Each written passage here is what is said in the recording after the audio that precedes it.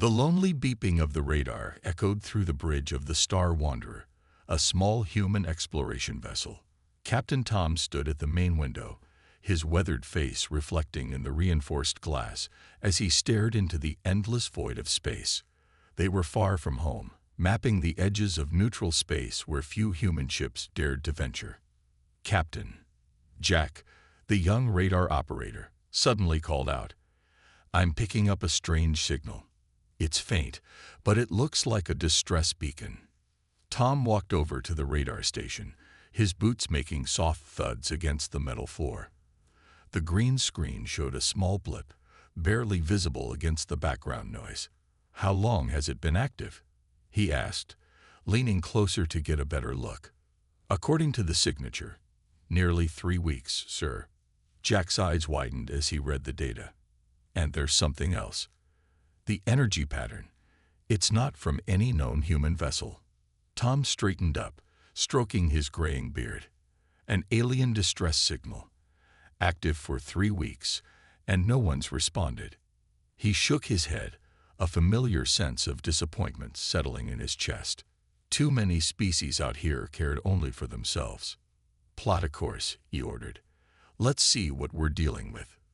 The Star Wanderer changed direction, its engines humming as they approached the source of the signal. As they got closer, the ship's external cameras picked up something floating among the stars. A small escape pod, its silver surface scarred by micrometeorites and cosmic radiation. Dr. Kate, the ship's medical officer, joined them on the bridge. Her red hair was tied back in a practical ponytail, and her green eyes narrowed as she studied the pod on the main screen. "That's a luminary design," she said. "But what's one of their pods doing out here? They rarely leave their own territory." "Bringing it into the cargo bay," announced Mike from engineering. His voice crackled over the intercom as the ship's tractor beam activated, gently pulling the pod toward them. The crew gathered in the cargo bay, wearing their environmental suits as a precaution. The pod looked even smaller up close, barely big enough for one occupant. Its surface was covered in elegant spiral patterns, typical of luminary craftsmanship, but now dulled by its time in space. "Life signs?" Tom asked, turning to Kate, who was waving her medical scanner over the pod. "1," she replied, her voice tight with concern. "Very weak. And different. The readings aren't typical for a luminary." She moved closer to the pod's window, wiping away the cosmic dust with her gloved hand. "Oh my God." Inside, floating in a pale blue stasis field, was a young alien girl. Her skin had the characteristic luminescent quality of the luminary, but instead of their usual steady glow, her light pulsed erratically. Her face looked peaceful in stasis, but her small form was curled up as if in pain. "We need to get her to medical now," Kate said, already working on the pod's emergency release. "These stasis readings are all wrong. The pod's power is almost gone." Tom helped Kate with the release mechanism while Mike prepared a hover stretcher. As they carefully lifted the girl out, her glow flickered dangerously. "She's suffering from some kind of genetic condition," Kate explained as they rushed to the medical bay. "I've never seen anything like it in a luminary before. Her energy signature is completely unstable." In the medical bay, they placed her on a biobed, and Kate immediately began setting up containment fields. "This is why no one responded to her distress signal," she said quietly, checking the readings. "They could probably detect her condition. They saw her as a threat." Tom watched the young alien girl, thinking about all the ships that must have passed by, ignoring her call for help. "Well, we're not leaving her," he said firmly. "The Star Wanderer may not be the biggest or most advanced ship out here, but we don't abandon children in need, no matter what species they are." The girl's glow pulsed again, stronger this time, and one of the medical monitors sparked in response. Kate quickly adjusted the containment field, her face set with determination. "Whatever's wrong with her, we'll figure it out," she said, already preparing a series of scans. "That's what humans do. We help first and worry about the consequences later." Tom nodded, placing a hand on the containment field. "Send a message to Earth Command. Tell them we found a survivor who needs assistance." He paused, looking at the girl's peaceful face. "And log this in the official record.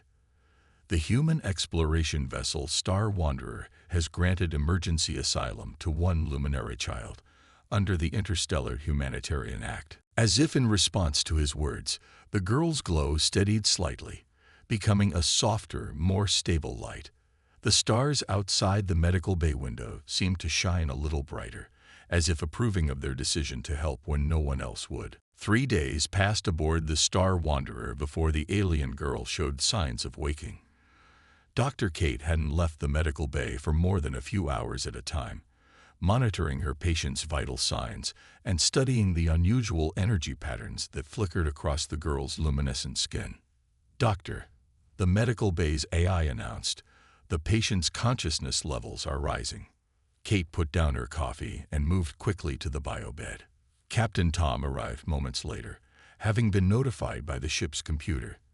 They both watched as the young luminary's eyes fluttered open, revealing irises that shimmered like starlight. The girl gasped, her glow pulsing with fear as she took in her unfamiliar surroundings. The medical equipment around her began to crackle with energy, and warning lights flashed across the monitoring screens. "It's okay, you're safe," Kate said softly, activating the universal translator. "We found your escape pod. You're on a human ship called the Star Wanderer." The girl's glow dimmed slightly as she processed this information. "Humans?" she asked, her translated voice sounding young and uncertain. "The stories say humans help others. Is this true?" Tom stepped forward, keeping his movements slow and gentle. "Yes, that's true. I'm Captain Tom, and this is our doctor, Kate. Can you tell us your name?" The girl's light pulsed in a pattern that the translator interpreted as both words and emotional context. "I am called Sky," she said, "because my light was supposed to be as constant as the stars." Her glow flickered sadly. "But I am broken." "You're not broken," Kate said firmly. "You're just different. Can you tell us what happened? Why were you in that escape pod?" Sky's light dimmed further, and she curled into herself. "My people, they..." She paused, struggling with the memory. "When my light began to pulse, they said I was dangerous, that I could hurt others with my energy bursts. They wanted to put me in permanent stasis." As if triggered by the emotional memory, Sky's glow suddenly flared. A wave of energy rolled off her body, causing the medical equipment to spark and shut down. The containment field absorbed most of the burst, but they could feel the power of it. Instead of backing away in fear, Kate stepped closer to the containment field. "How long have you been having these energy pulses?" "Since my 12th cycle," Sky answered, her glow now barely visible with shame. "They say it is a mutation, a flaw that could harm our entire society. My own family agreed I should be contained." Her voice broke. "I ran away instead. I took an escape pod, but it was damaged in an asteroid field. I thought I would die there." Tom's face hardened with anger at the thought of a child being treated this way, but he kept his voice gentle. "Well, you're safe now.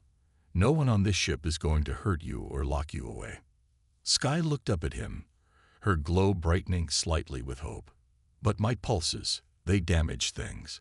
They could hurt your ship, hurt your crew." Kate smiled, tapping the containment field. "See this? It's not to lock you in. It's to give you a safe space while we figure out how to help you control your abilities. These pulses are part of who you are, Sky. We just need to understand them better. Help me control them." Sky asked, confusion clear in her voice. "My people said it was impossible." "Humans don't give much credit to impossible," Tom said with a warm chuckle. "We have a saying. The difficult we do immediately. The impossible just takes a little longer." A small smile appeared on Sky's face, and her glow took on a softer, more stable pattern. "I have heard that humans are stubborn," she said, a hint of amusement in her translated voice. "Oh, you have no idea," Kate laughed. "Now, are you hungry? Our replicator can make some traditional luminary dishes. While you eat, maybe you can tell us more about these energy pulses. The more we understand, the better we can help." As Sky began to share her story, her fear gradually fading, the Star Wanderer's crew went about their duties with renewed purpose. They had all heard what happened, and each one of them, from engineering to navigation, was already thinking of ways to help their new passenger. Because that's what humans did. They saw someone in need, someone others had abandoned, and they didn't just offer shelter. They offered hope. The peace aboard the Star Wanderer lasted exactly 6 days. On the morning of the 7th day, Jack's radar station lit up like a Christmas tree. "Captain," he called out, his fingers flying over the controls. "3 ships just dropped out of faster-than-light travel. They're big, sir. Really big." Tom rushed to the bridge, still pulling on his uniform jacket. "Show me," he ordered, and the main screen filled with images of 3 massive vessels. Their sleek designs and powerful energy signatures marked them as advanced alien ships. "We're being hailed," Mike announced from his communication station. It's the Luminary High Command." Tom straightened his jacket and nodded. "Put them through." The screen changed to show a tall luminary official, his light perfectly controlled and steady. "Human vessel," he said, his translator making his voice sound cold and mechanical. "We detect the presence of the dangerous fugitive you rescued. Hand her over immediately." "The child under our protection is not a fugitive," Tom replied firmly. "She's a refugee seeking asylum from persecution." The luminary's light pulsed with what might have been anger. "That creature is a threat to everyone around her. Already, 2 space stations have reported damage from her uncontrolled energy pulses. She must be contained." In the medical bay, Sky watched the exchange on a small screen, her light dimming with fear. Kate stood next to her, a protective hand on the containment field. "Those stations," Tom said slowly, "were they damaged before or after you tried to force her into permanent stasis?" The luminary official didn't answer directly. "This is not a negotiation. Hand over the defective one." Or what?" Tom interrupted, his voice steady but challenging. "You'll attack a human vessel for protecting a child. Are you sure you want to start that diplomatic incident?" Before the luminary could respond, 2 more ships appeared on the radar. These were different, bulky, aggressive designs that Jack identified as belonging to the Cracks, a species known for their bounty hunting. "Captain," Mike called out, "the Crack ships are hailing us too. Quite popular today, aren't we?" Tom muttered. "Put them on split screen." The rough, scaled face of a Cracks commander appeared beside the luminary official. "Human ship, the energy being you carry has a price on her head. Give her to us, and we'll make it worth your while." In the medical bay, Sky's glow flickered wildly with panic. The medical equipment began to spark, but this time, instead of trying to contain the energy pulse, Kate directed it into the ship's power systems, something she and Mike had rigged up over the past few days. "Thank you both for your interest," Tom said calmly, "but the answer is no. The girl stays with us. You humans and your primitive moral codes," the luminary official said with disgust. "That creature could devastate an entire space station. She is too dangerous to be allowed freedom." "Funny," Tom replied. "She's been aboard my primitive ship for a week, and we're doing just fine. Maybe the problem isn't her power. Maybe it's your fear of anything different." "You have 1 hour to surrender her," the Crack's commander growled, "or we take her by force." The transmission cut off, and Tom immediately turned to his crew. "Battle stations," he ordered. "Mike, send an emergency message to Earth Command. Jack, plot us a course through that asteroid field, the dense one we mapped last week. And someone get me Dr. Kate." Kate arrived on the bridge minutes later. "Sky's scared," she reported, "but she's getting better at directing her energy pulses. We might be able to use that." "Good," Tom nodded. "Because we're about to have 5 ships trying to capture her, and we could use every advantage." 6 ships, Jack corrected, his voice tense. Another luminary vessel just appeared. Tom looked at the radar screen, then at his crew. Every face showed determination, not fear.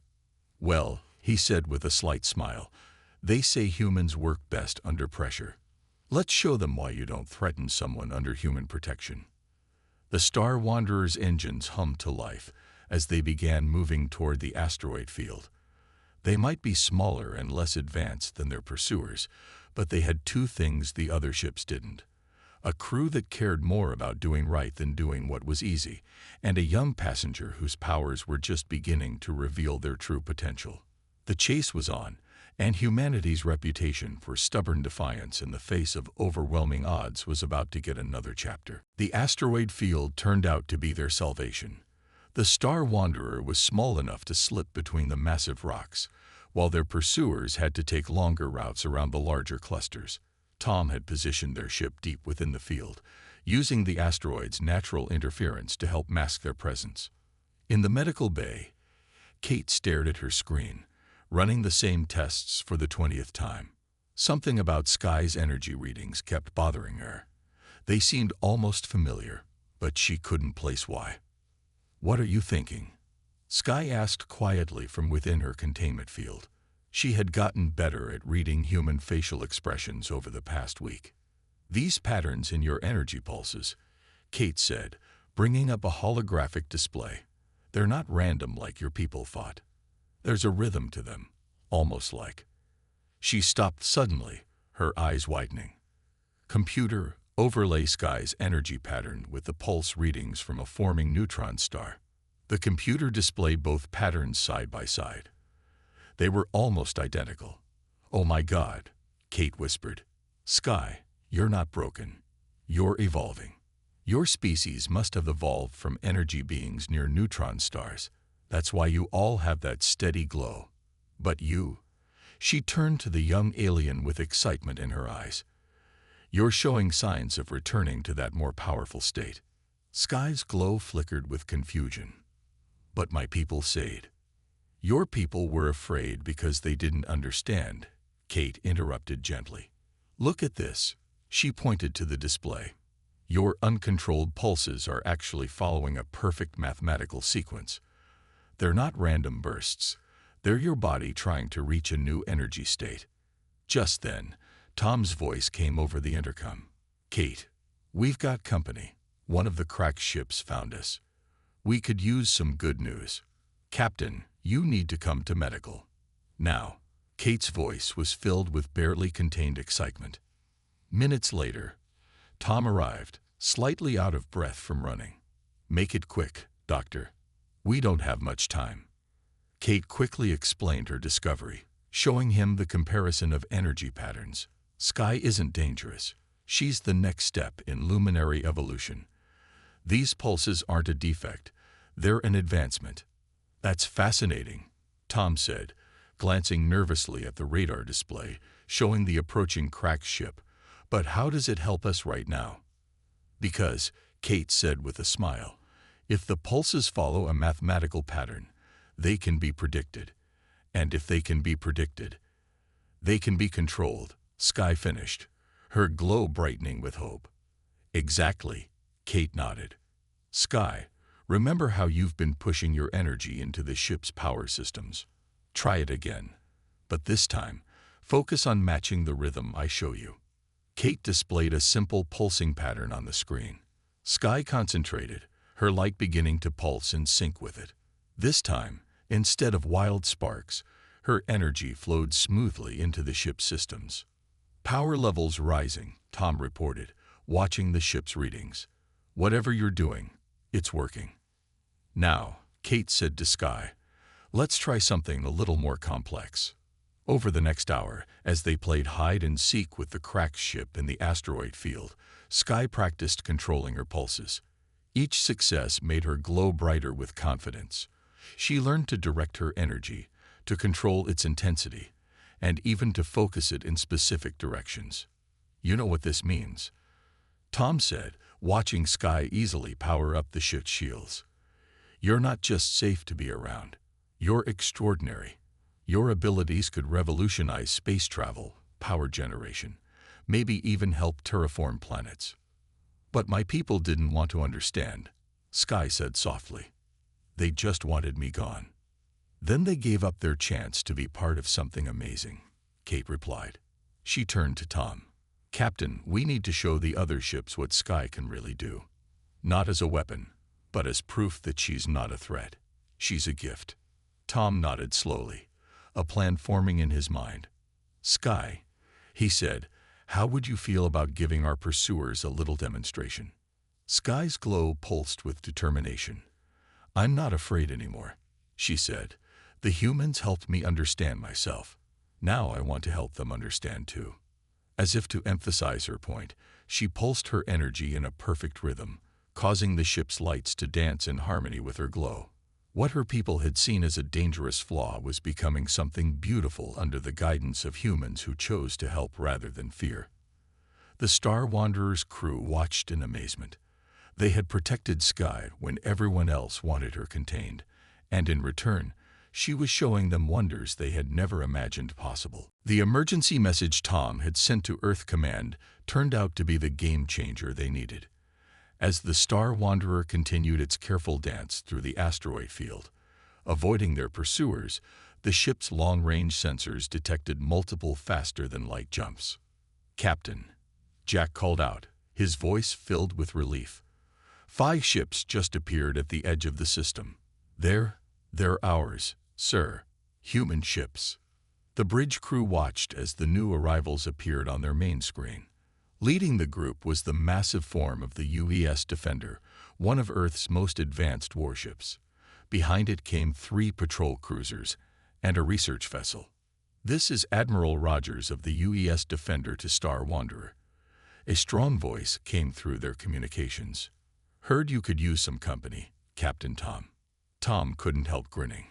Admiral, your timing is perfect. We've got 3 luminary warships and 2 Krax bounty hunters trying to take custody of a child under our protection. Yes, we got your full report, the Admiral replied. Earth Command's response is clear. We stand with you. No child will be persecuted on our watch, human or alien. In the medical bay, Sky watched the exchange on the screen, her glow pulsing with amazement. All these ships, she whispered to Kate, they came because of me. They came because it was the right thing to do, Kate answered, squeezing her shoulder gently. That's something humans feel very strongly about.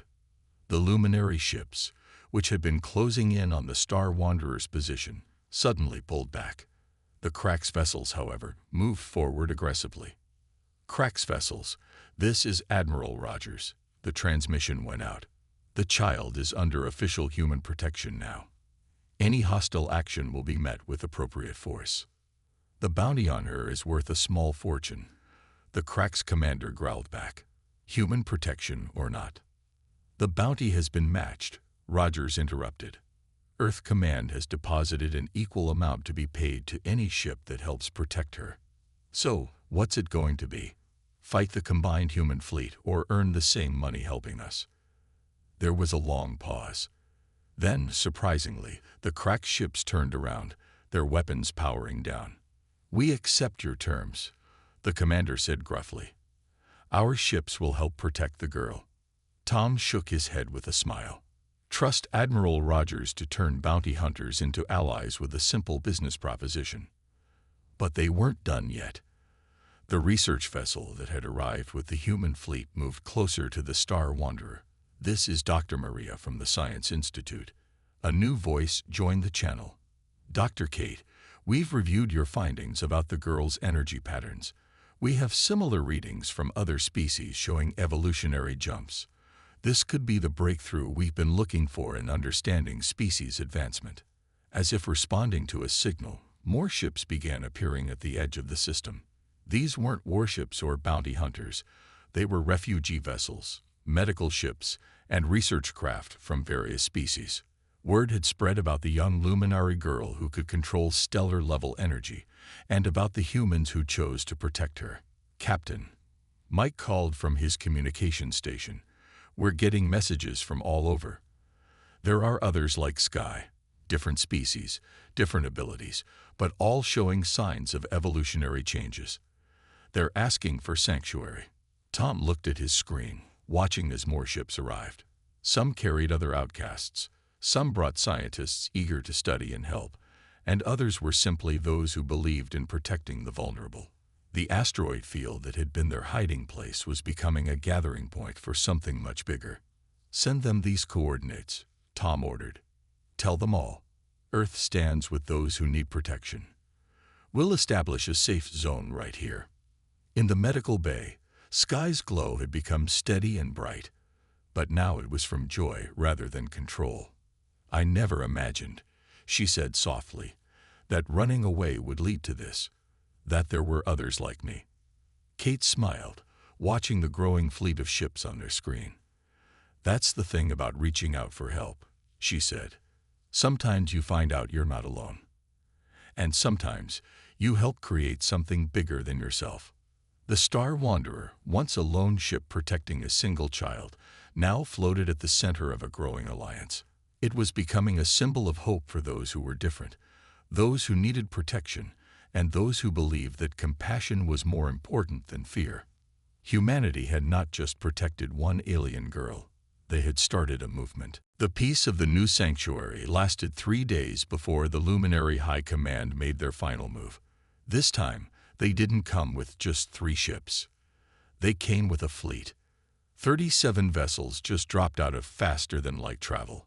Jack announced, his voice tense but steady. "And they're not alone. Ships from the Galactic Council are with them." Admiral Rogers' face appeared on the Star Wanderer's main screen. "Battle stations, everyone. Form up around the sanctuary ships. Research and medical vessels behind our lines." The human fleet, now joined by the converted Krax bounty hunters and several other allied ships, moved into defensive positions. They were outnumbered 3-1, but nobody showed any signs of backing down. In the medical bay, Sky watched the fleet movements with growing distress. Her glow began to pulse erratically. "This is wrong," she said. "I don't want anyone to fight because of me." "Hey," Kate said firmly, "they're not fighting because of you. They're fighting for what's right. There's a difference." The main communications channel crackled to life. The same luminary official from before appeared, but now he was joined by representatives from the Galactic Council, ancient species who usually stayed out of lesser races' conflicts. "This has gone far enough," the luminary official declared.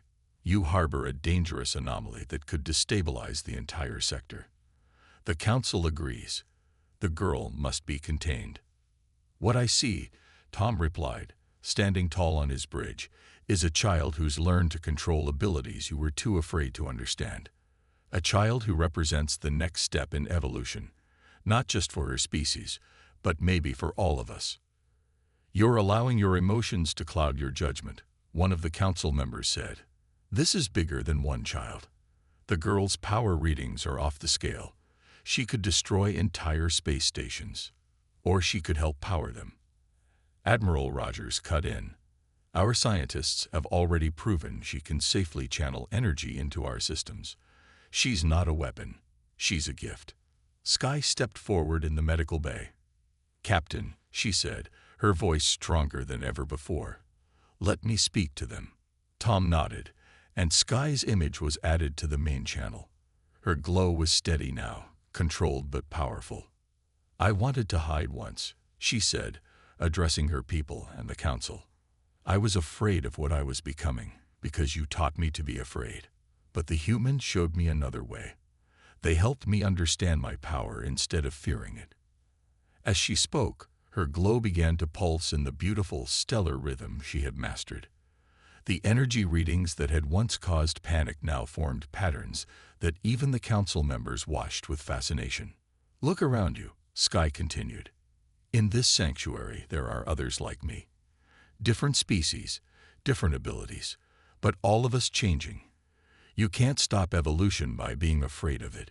You can only choose whether to help guide it or be left behind." Pretty words, the luminary official scoffed. But he was cut off by alarms blaring across every ship in both fleets. A massive energy wave was approaching. the kind that could tear ships apart. "Solar flare," Jack shouted. "A big one, coming from the system's star. Our shields won't hold against it." The luminary and council ships began to turn, preparing to flee. But Sky's voice rang out clear and confident. "No, I can help." She closed her eyes, her glow intensifying. "Captain, drop the containment field." "Let me try." Tom looked at Kate, who nodded firmly. "Do it," he ordered. The moment the field dropped, Sky's energy expanded throughout the medical bay. But instead of the chaos her people had feared, her power flowed in perfect harmony with the ship's systems. The Star Wanderer's shields began to glow with a light that matched her own. "All ships," Tom broadcast, "align your shields with ours. Sky's going to channel the flare's energy." The human fleet moved instantly, forming a protective wall around the sanctuary ships. After a moment's hesitation, the luminary and council ships did the same. As the solar flare reached them, Sky stood in the medical bay, her light pulsing in sync with the stellar force bearing down on them. She wasn't fighting the energy. She was dancing with it, redirecting it, turning destruction into protection. The flare washed over their combined fleet, but where there should have been devastation, there was only a brilliant light show as Sky channeled the energy through their linked shields. When it was over, every ship was intact, and every sensor in both fleets was recording the same thing. Perfect harmony between stellar energy and the girl they had called dangerous. The silence after the solar flare passed was deafening. Every ship in both fleets hung motionless in space, their crews still processing what they had just witnessed. Sky stood in the medical bay, her glow now soft and steady, while the sensor readings told a story that would change the galaxy forever. "Energy conversion at 99.8% efficiency," Kate announced, her voice filled with wonder as she read the data. "She didn't just protect us. She turned a deadly solar flare into usable power. Every ship in the fleet is reporting their energy banks are at maximum capacity." The main communication channel crackled to life. The luminary official appeared, but his usually perfect glow was flickering with what looked like shame. Next to him, the Galactic Council members were conferring quietly. The luminary official started, then paused. "We may have been mistaken." "Mistaken?" Tom's voice was firm, but not unkind. "You were going to condemn a child to permanent stasis because you were afraid of what she might become.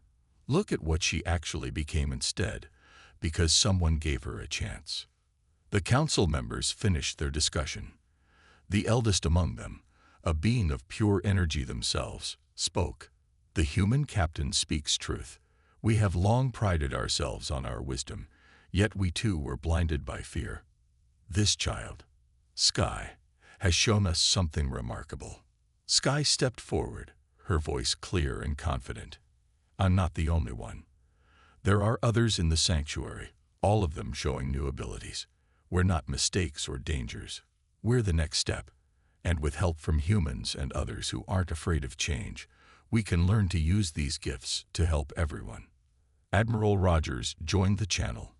"Earth is formally establishing this region as the Evolution Sanctuary. Any being showing signs of advancing abilities will be welcome here. We'll provide protection, research facilities, and most importantly, understanding." The council members exchanged looks. "The Evolution Sanctuary will have the council's protection as well," they declared. "And our scientists will work alongside human researchers to better understand these changes." The luminary official's glow shifted to a deep blue, a sign of formal apology in their culture. "Sky," he said softly, "on behalf of our people, I ask forgiveness. We were wrong. Would you consider sharing your knowledge with us, teaching our scientists what the humans helped you learn?" Sky looked at Kate and Tom, who both nodded encouragingly. "Yes," she said, "because that's what the humans taught me. You help others, even if they didn't help you before." Over the next few hours, ships from both fleets began working together. The luminary vessels that had come to capture Sky now helped set up permanent defense positions around the sanctuary. Council ships began transferring scientific equipment and personnel to help study and understand the evolutionary changes. In the Star Wanderer's medical bay, Tom found Sky staring out at the stars. Her glow was calm now, confident in a way he had never seen before. "What are you thinking?" he asked. "About the day you found my pod," she replied. "Everyone else passed by. But humans, you stopped. You helped. You weren't even sure if I was dangerous, but you helped anyway." Kate joined them, carrying a datapad. "That's humanity's greatest strength, you know. Not our technology or our weapons. It's our ability to look at something everyone else fears and see possibility instead." "The sanctuary is already receiving calls," Tom said, smiling. "There are others out there like you, Sky. People who thought they were alone, who were hiding their abilities. Now they'll have a place to go, a place to learn and grow." "And it all started because one small human ship stopped to help," Sky said, her glow brightening with happiness. "Actually," Kate corrected gently, "it started because one brave girl refused to give up. We just helped her find her way." Outside the windows of the Star Wanderer, ships moved in complex patterns as they established the permanent sanctuary. Human vessels flew alongside alien ships that had been enemies just hours before. Scientists from a dozen species were already sharing data, working together to understand the wave of evolution spreading through the galaxy. And at the heart of it all was the simple truth that had started everything. When everyone else saw danger, humanity saw someone who needed help. In choosing compassion over fear, they hadn't just saved one life. They had changed the future for countless others. Sky's glow pulsed once, perfectly matching the rhythm of a distant neutron star. The energy flowed through the ship's systems, not as a dangerous surge, but as a promise of things to come.